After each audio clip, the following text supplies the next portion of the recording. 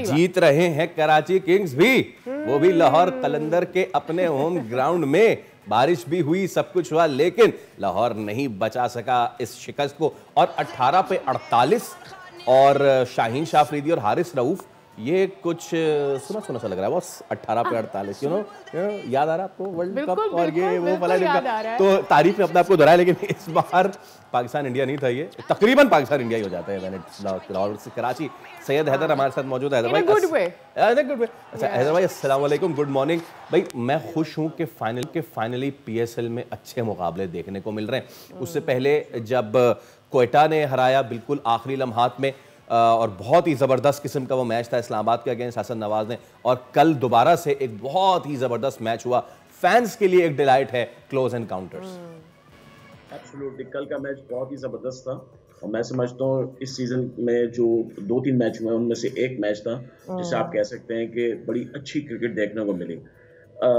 Karachi Kings के लिए बड़ा मुश्किल हो गया था कि वो टारगेट को चेस करते, क्योंकि बीच के ओवर्स में लाहौर कलंदर ने थोड़ा सा अपने आप को मेंटेन किया था। लेकिन कराची किंग्स के जो बैट्समैन थे शायद वो तैयार थे कि आखिरी ओवर्स में हमें क्या करना है, और उन्होंने वही किया आखिरी ओवर्स में जो उन्हें करना था। ये सबसे बड़ी चीज थी। लेकिन आप ये देखिए कि कराची किंग्स की बैटिंग जितनी अच्छी थी, लाहौर की बॉलिंग उतनी खराब रही। लाहौर ने एक फास्ट बॉलर कम खिलाया था। ये सबसे बड़ा ड्रॉबैक हुआ है लाहौर कलंदर्स के लिए। कज़ाफी स्टेडियम की पिच जो है वो पिछले 4-5 मैचों में फास्ट बॉलर्स को मदद दे रही थी, और कल के मैच में उनकी मैनेजमेंट ने, मैं हैरान था कि आप 3-4 स्पिनर्स के साथ, वो भी तीनों चारों स्पिनर जो हैं वो इतने अच्छे कोई स्पिनर्स नहीं है। और उसके बाद क्या बारिश की वजह हो सकती है they thought that they want to add a spinner? नहीं, बारिश की वजह से ऐसा होता है कि हवा में नमी होती है तो फास्ट बॉलर को मदद मिलती है। बॉल हवा में Does it have anything to do with the grip and all?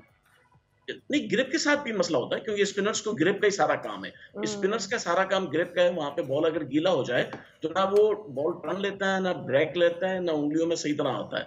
जबकि फास्ट बॉलर्स को हमेशा बारिश से मदद मिलती है, इसीलिए। लेकिन हैरत की बात है कि हारिस रऊफ जैसा बॉलर जो है वो कल सारी ओवर पिच बॉलिंग करता रहा, जबकि पता था कि बैट स्विंग होना है इरफान नियाजी का, और वहां पे उन्होंने जो बॉलिंग की है वो मेरी अकल से बालातर थी। कैसी बॉलिंग कर रहे हैं वो। फिर उसके साथ ये कि कराची किंग्स के जो ये हारिस रऊफ का प्रॉब्लम रहा है in the pressure games. I think I have seen him like, लेकिन सिर्फ हारिस रऊफ का प्रॉब्लम नहीं रहा है। कल शाहीन शाह अफरीदी का भी प्रॉब्लम बहुत खुल के सामने आया है। अच्छा, बारिश भी इतनी नहीं हुई थी। आउटफील्ड बहुत गीला हो गया हो कि गेंद गीला होकर ही बार-बार आ रहा हो। जब 15 ओवर का पहला इनिंग्स हो गया, उसके बाद तो हो गई ना खत्म, वो तो नलिफाई हो गई चीज। सो शाहीन शाह अफरीदी, और आपको याद होगा हैदर साहब के जो कीपर हारिस हैं ज़ल्मी के, उन्होंने एक बयान दिया था कि शाहीन को इधर उधर एक शॉट लगाओ, ये अपना कंपोजर भूल जाता है। मैं जरूर इस पर डिस्कस आपसे भी करूंगा। कल जब पोस्ट मैच प्रेजेंटेशन के लिए भी शाहीन शाह अफरीदी आए, बहुत सारे सोशल मीडिया सार्फिन लिख रहे हैं ही वाज रूड। उन्होंने 2-3 बिल्कुल हाँ नहीं और ये करके जवाब दिया, and then he went away.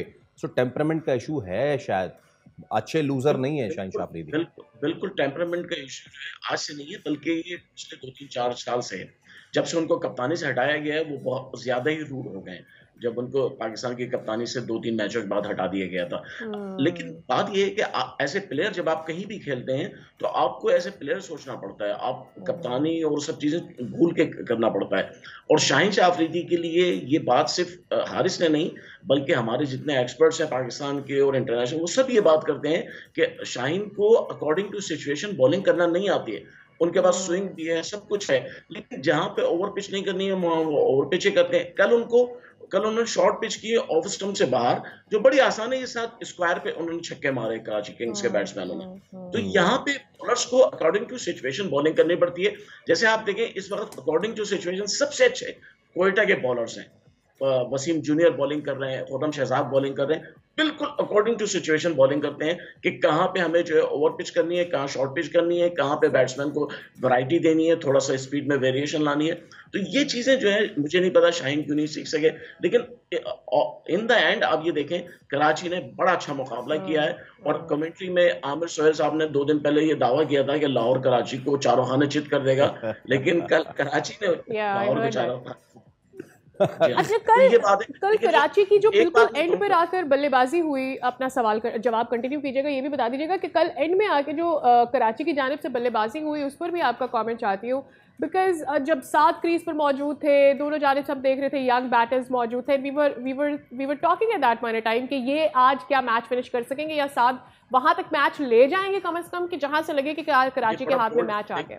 देखिए कल का मैच बहुत ही क्लिंच मैच था और हर सूरत में कराची जीतना था, लेकिन कराची के मैनेजमेंट को सलाम है, बड़ा बोल्ड डिसीजन लिया साद बेग को खिला के, क्योंकि साद जो अंडर-19 कैप्टन रहे हैं इस सीजन में 1-2 मैच ही खेले हैं और एक ऐसे बड़े मैच में आप जब साद को खिला रहे हैं इसका मतलब है मैनेजमेंट को उन पर बड़ा एतमाद है और ये बड़ी खुशी की बात है। और हमने इस सीजन में 2-3 बड़े अच्छे यंगस्टर्स देखे हैं, नईम है लाहौर कलंदर्स के, शहजाद हैं और उसके साथ यासिर खान है मुल्तान के, और फिर उसके बाद ये कल साद की हमने बैटिंग देखी है। तो ये वो प्लेयर्स हैं जो इंशाल्लाह बाबर आजम और मोहम्मद रिजवान की जगह फिल कर सकते हैं। ऑफ कोर्स, बहुत शुक्रिया सैयद हैदर, क्रिकेट एक्सपर्ट हमारे साथ मौजूद थे। आपने अपना होपिंग कि हमें नाफे भी देखने को मिले थोड़ा बहुत। Let's see.